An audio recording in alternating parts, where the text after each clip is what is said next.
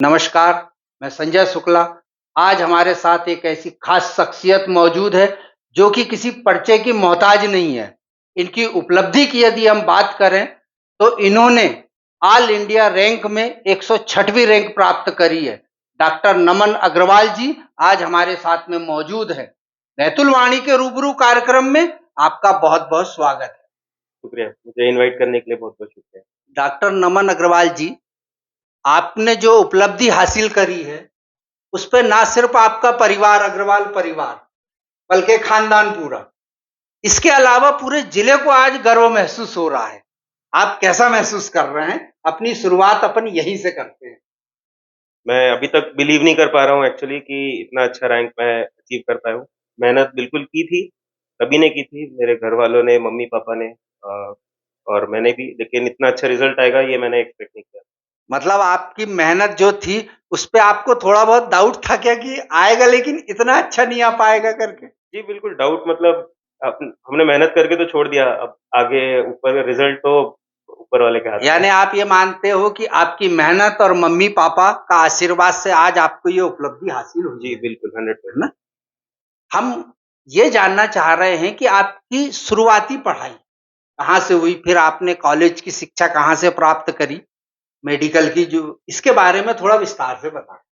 अ, जी, मैं एक्चुअली अभी काफ़ी टाइम से बाहर रहा हूँ।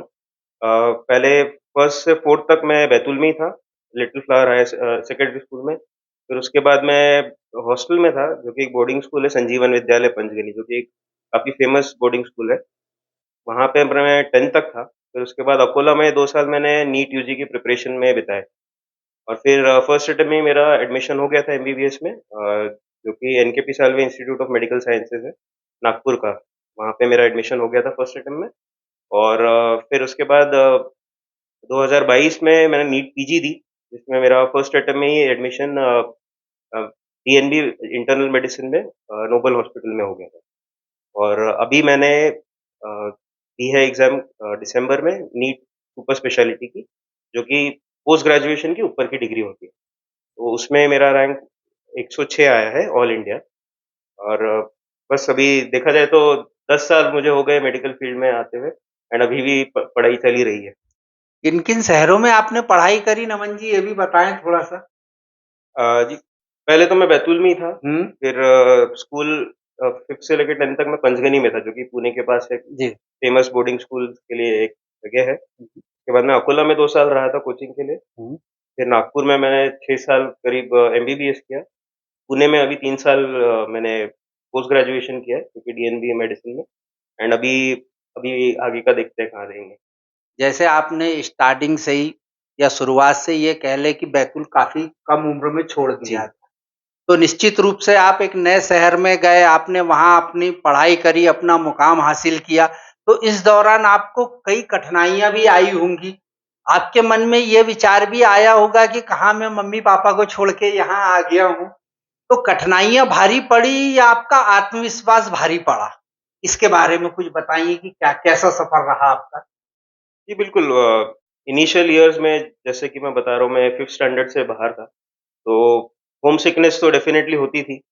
लेकिन अब ये है कि पढ़ाई भी इम्पोर्टेंट थी एंड मुझसे ज़्यादा तकलीफ़ तो मम्मी-पापा को होती थी। हम तो हॉस्टल में रहे हैं, तो हम तो एक बच्चे सब साथ में होते थे 20-30 बच्चे एक डॉर्मेट्री में। तो हमारा तो मन लग जाता था एक बार कुछ टाइम के बाद, लेकिन मम्मी-पापा तो घर पे रहते थे अकेले और इतना दूर रह के उन्हें ज़्यादा तकलीफ़ हुई है हुँ। मैं समझता हूँ मुझसे ज़्यादा। पर मुझे लगता है ये इम्पोर्टेंट था मेरे लिए क्योंकि ओवरऑल डेवलपमेंट के लिए जैसे कि मैं एक बोर्डिंग स्कूल में था मैं बता रहा हूँ, तो वहाँ पर पूरा डेवलपमेंट हर चीज़ खुद से सॉल्व करने की इंडिपेंडेंस कोई आपका ख़्याल रखने के लिए ऐसा नहीं है, आपको खुद का ख़्याल रखना खुद सीख जाते हैं हुँ। एंड इंडिपेंडेंट हो जाते हैं काफ़ी हद तक। मतलब आप ये कहना चाह रहे हो कि कुछ पाने के लिए कुछ ना कुछ तो खोना पड़ेगा, जी, बिल्कुल। है ना? चाहे मम्मी-पापा का प्यार ही क्यों ना हो कुछ जी, समय के लिए, जी। लेकिन ये करना पड़ेगा। आपकी पारिवारिक पृष्ठभूमि के बारे में बताइए नमन जी और ये भी बताइए कि आपके परिवार में कितने डॉक्टर हैं?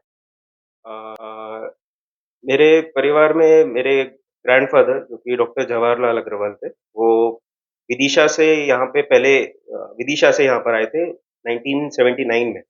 वो यहाँ का बैतूल के पहले पोस्ट ग्रेजुएट डॉक्टर थे जो कि MD medicine first MD medicine थे। जी। उन्होंने यहाँ पर ही सर्व किया था पूरा टाइम। उनका फिर बाद में पहले गवर्नमेंट हॉस्पिटल में और फिर उसके बाद खुद का क्लिनिक था।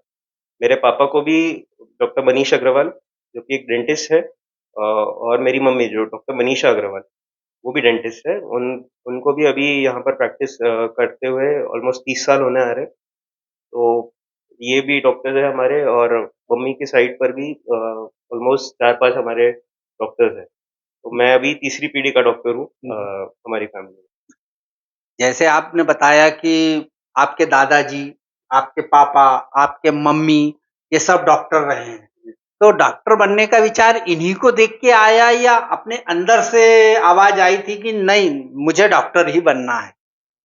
अ, हाँ, मतलब काफ़ी बचपन से ही मैं दादाजी को देखता था कि मुझे बहुत अच्छे से तो याद नहीं है, लेकिन उनके पेशेंट्स आते थे, जिस तरह से वो बात करते थे पेशेंट से, कहीं न कहीं मेरे दिमाग में था वो और फिर कि जब पेशेंट स्वस्थ होके जाता जी, या फिर वो वापस आता फिर वो दादाजी जी, को या पापा जी को या मम्मी जी को बोलता होगा कि आपके ट्रीटमेंट से जी, मुझे बहुत सुकून मिला है। तो डेफ़िनेटली, आपको कहीं न कहीं यस, अनुभूति एक होती होगी। बिल्कुल। एक गाँव में हमारे यहाँ कहावत भी चलती है, आपने तो नहीं सुनी होगी लेकिन आपके मम्मी-पापा वगैरह ने सुनी होगी कि बापत पूत परापत घोड़ा। बापत पूत परापत घोड़ा और ज्यादे नहीं तो थोड़ा-थोड़ा। मतलब कि दादाजी और पिताजी का असर बेटे में आता ही है। चाहे थोड़ा आ जाए, चाहे ज़्यादा आ जाए, बिल्कुल। ये आता ही है। आपने परीक्षा पास करी अभी डीएम के लिए, 106 रैंक आपको प्राप्त हुई है। निश्चित रूप से आप जहाँ चाहेंगे, जिस मेडिकल कॉलेज में देश के चाहेंगे और जो भी शाखा चाहेंगे, मेडिकल भाषा में जो भी बोलते होंगे उसको, जैसे जो भी सब्जेक्ट लेना जी। चाहेंगे, जिसमें आप आगे की पढ़ाई करना चाहेंगे।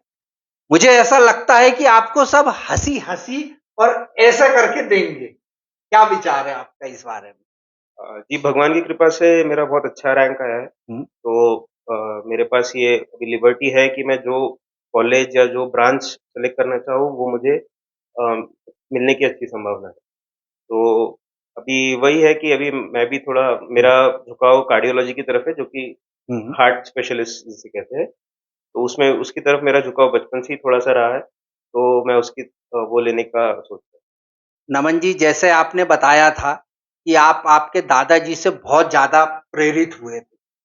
लेकिन इसके साथ में मेरे को जो नॉलेज है आपके परिवार का, बहुत थोड़ा-सा नॉलेज है, उसमें ये भी है कि आपकी जो मम्मी हैं, डॉक्टर श्रीमती मनीषा अग्रवाल जी, इन्होंने आपको डॉक्टर बनाने के लिए अपनी प्रैक्टिस को ब्रेक कर दिया था। तो कहीं न कहीं आपकी मम्मी की कुर्बानी भी मील का पत्थर साबित हुई है। तो आप दादाजी के बारे में जैसे बता रहे थे कि वो आते थे, पेशेंट जब उनसे बोलता था और मम्मी, इन दोनों के बारे में थोड़ा विस्तार से बताइए? जी, मेरे दादाजी पहले एमडी मेडिसिन थे, जैसे मैंने बताया बैतूल के। तो मैं बचपन में मुझे बहुत ज़्यादा अच्छे से तो याद नहीं है, लेकिन मैं उनके क्लिनिक में जाया करता था, उनके इंस्ट्रूमेंट से खेला करता था, स्टेथोस्कोप लगा के रखता था और पेशेंट्स से भी मेरी कई बार बात होती थी, जो दादाजी को इतनी दुआएँ देते थे, जब ठीक होके जाते थे तब। और मेरी मम्मी का स्पेशली बहुत ज़्यादा योगदान रहा है, क्योंकि बचपन से ही मेरी मम्मी खुद एक गोल्ड मेडलिस्ट है डेंटिस्ट्री में और उनका एकेडमिक्स में हमेशा से ही बहुत ज़्यादा ध्यान रहा है, खुद के भी और आगे चल के मेरे भी। तो मेरी स्कूलिंग के टाइम भी कभी मेरी मम्मी ने कोई ट्यूशन नहीं लगाने दी मुझे, क्योंकि वो खुद ही मुझे इतना अच्छा पढ़ाती थी और उससे अच्छा मैं नहीं समझता कि मुझे कोई टीचर्स वो भी नहीं पढ़ा पाते थे। तो मम्मी ने मुझे फर्स्ट से लेके 4th तक तो मैं यहीं था, तो वहाँ यहाँ पे तो पढ़ाई है, इनफैक्ट मैं जब हॉस्टल चला गया, जैसे 5th से 10th तक, तभी भी मम्मी बहुत इलैबोरेट लेटर्स में मुझे समझा के, डायग्राम्स में, उस तरह से बहुत अच्छा तरीके से मुझे सब चीज़ समझाती थी। इनफैक्ट 11th-12th में भी जब मैं नीट यूजी के लिए प्रिपेयर कर रहा था, तभी भी मेरी मम्मी मुझे बायोलॉजी बहुत अच्छा सिखाती थी।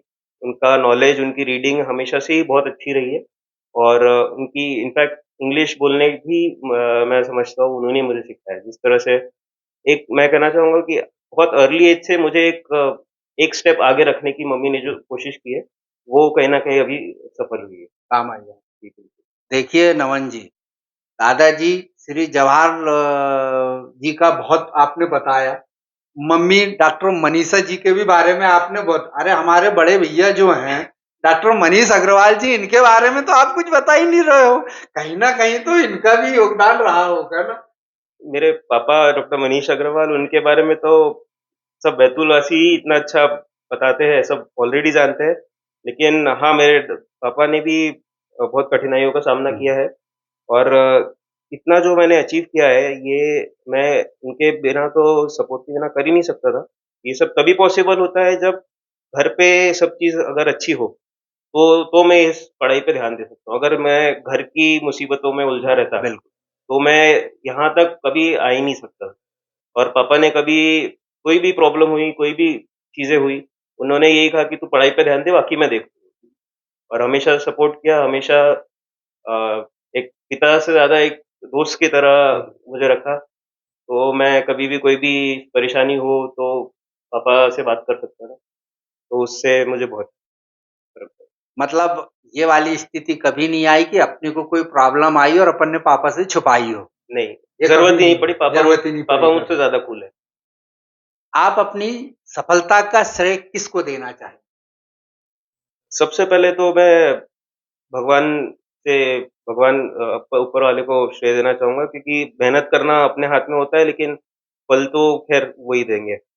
और उसके बाद सबसे पहले मेरे मम्मी और पापा जिन्होंने काफ़ी सैक्रिफाइसेस किए हैं मुझे यहाँ तक पहुँचाने के लिए और मेरे टीचर्स जो कि मेरे मम्मी-पापा पहले नमन जी, आज आपने बहुत बड़ा मुकाम हासिल किया है।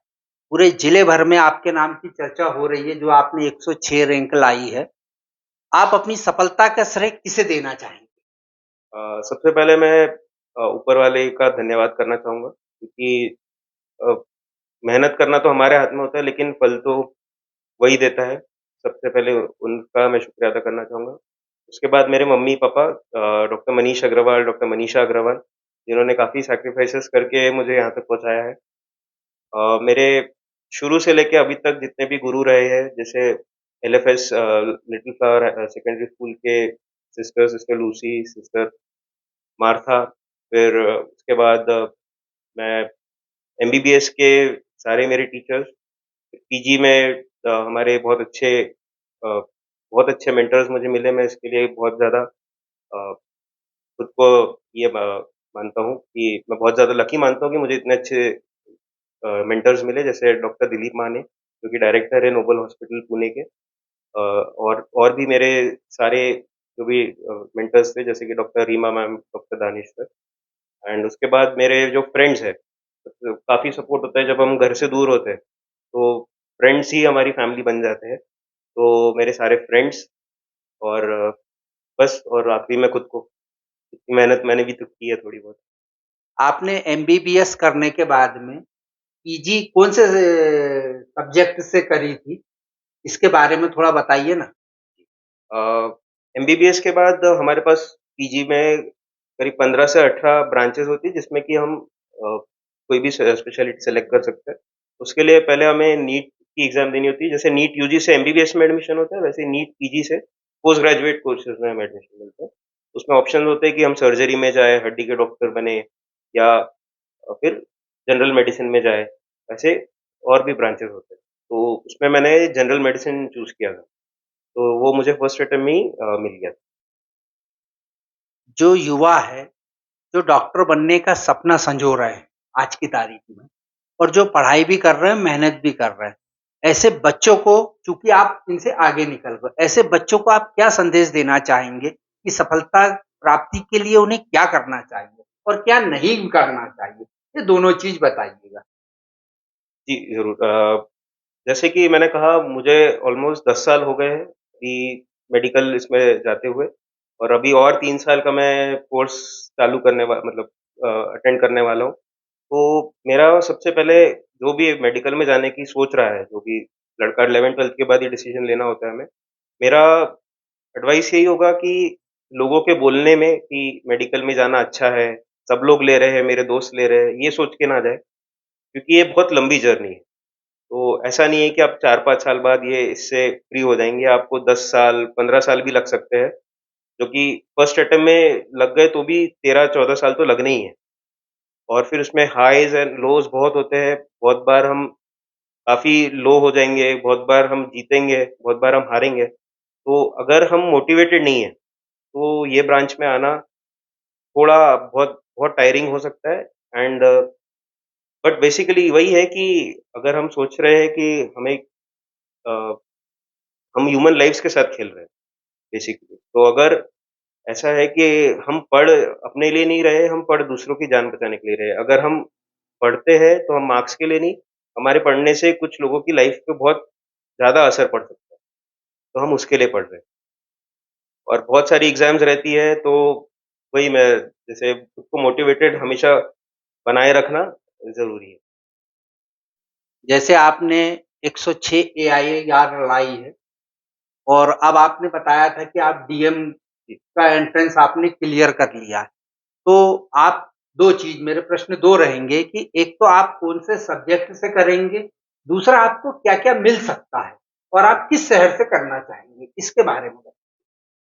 अभी मैं जनरल मेडिसिन के बाद भी 10 ब्रांचेज़ हैं मेरे पास, 10 ऑप्शंस हैं। जी। जैसे कि हार्ट के डॉक्टर जिसमें मैं रुचि रखता हूँ। ब्रेन के भी डॉक्टर होते हैं, न्यूरोलॉजी जिसे कहते हैं। फिर उसके बाद ब्लड के भी डॉक्टर होते हैं, हेमेटोलॉजी कहते हैं। किडनी के होते हैं, नेफ्रोलॉजी ऐसे करके 10 ब्रांचेज़ होती है। तो मेरी बचपन से ही रुचि हार्ट के साइंसेज़ में काफ़ी ज़्यादा रही है। तो मैं वहीं उसी के लिए मैं ट्राई कर रहा हूँ अभी। अ, उसी में एडमिशन लेने का मैं ट्राई करूँगा और मैं अगर चाहूँ तो मुझे बाकी ब्रांचेज़ में भी मिल सकता है। लेकिन मेरा बचपन से ये रहा है कि मुझे हार्ट का स्पेशलिस्ट बनना है। और कॉलेज का दिल्ली के कुछ कॉलेजेस हैं जैसे वर्धमान महावीर कॉलेज, बैंगलोर के कॉलेज है जयदेव इंस्टीट्यूट और एक अहमदाबाद में भी है, तो मैं थोड़ा उसके बारे में और पता करके फिर फाइनल डिसीज़न लूँगा। जो आपको पसंद आएगा, फिर जी, आप वहाँ पर जी, बिल्कुल। जाओगे। नमन जी ये बताएँ ये जो स्पेशलाइज़ेशन होता है यानी हुँ। विशेषज्ञता, ये करना ज़रूरी होता है क्या? नहीं, बिल्कुल नहीं। अगर मैं चाहूँ या कोई भी जिसने एमबीबीएस भी किया है वैसे तो वो भी खुद की ओपीडी डाल सकता है या फिर वो खुद भी कहीं भी जॉइन करके अपना जॉब शुरू कर सकता है या फिर पीजी के बाद भी बहुत अच्छी तरह से अपना ओपीडी खुद हैंडल कर सकते हैं, हम आईसीयू हैंडल कर सकते हैं। लेकिन मेरी रुचि हमेशा रही है हार्ट के बारे में ज़्यादा से ज़्यादा जानने की। बचपन से ही मुझे कुछ एक फ़ैसिनेशन रहा है हार्ट की तरफ। तो वो मैं चाहता हूँ मैं ज़्यादा से ज़्यादा एक्सपर्टीज़ जानूँ, मैं ज़्यादा से ज़्यादा स्किल्स गेन करूँ इस फ़ील्ड में, तो इसलिए मैंने ये चूज़ जैसे आपके दादाजी ने बैतूल में सेवाएँ दी, आपके पापा जी, आपकी माताजी ने भी बैतूल में सेवाएँ दी हैं। भविष्य में आपका क्या प्लान रहेगा बैतूल को लेके? जी, बिल्कुल मेरे दादाजी जैसे मैंने बताया फर्स्ट एमडी मेडिसिन थे बैतूल के 1979 से। मैं उन्होंने अ, अपनी सेवाएँ हमेशा दी, अपने पेशेंट्स के लिए हमेशा बहुत काम किया। मेरे पापा को भी 30 साल होते आ रहे हैं डेंटल क्लिनिक चालू करते हुए, वो भी उन्होंने फर्स्ट यहाँ पर इम्प्लांट्स जो एक एक टेक्नीक होती है डेंटिस्ट्री में, वो उन्होंने यहाँ पे इंट्रोड्यूस की बैतूल वासियों के लिए और मम्मी ने भी यही सेवाएँ इतने सालों से देते आ रहे हैं। मैं भी चाहता हूँ कि मैं इसी इसी तरह कुछ ना कुछ नया कंट्रीब्यूट करूँ। मैं ज़्यादा से ज़्यादा स्किल्स गेन करना चाहता हूँ ताकि मैं यहाँ पर आके बैतूल वासियों की सेवा कर सकूँ और जिस तरह से यहाँ पर अभी तक हमारे यहाँ एंजियोग्राफ़ी, एंजियोप्लास्टी नहीं होती है।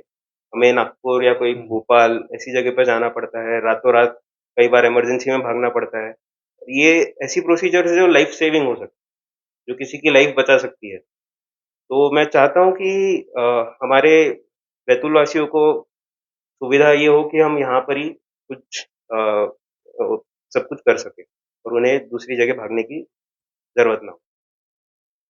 नमन जी, आपने समय दिया, आप हमारे स्टूडियो में आए और आपने जो उपलब्धि हासिल करी है, इसके लिए आपका बहुत-बहुत धन्यवाद और आपको बहुत-बहुत शुभकामनाएँ। Thank you. हैं।